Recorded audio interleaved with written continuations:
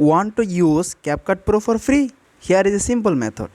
Disclaimer: this video is just for education purpose, so only use this method in your own discretion. Step 1. At first open your CapCut app. After that click on new project option. After that add the video which one you want to edit. Step 2. Apply any pro effect like auto caption and any other pro effect you want to add in your videos.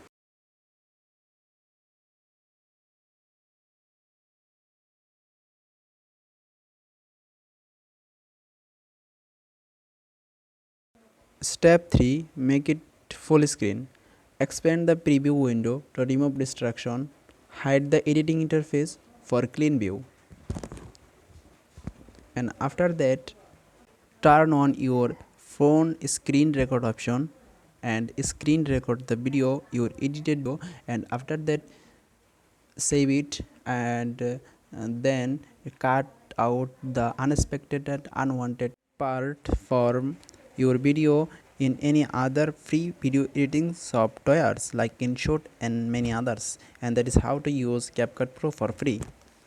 Thank you. Bye bye. See you next video.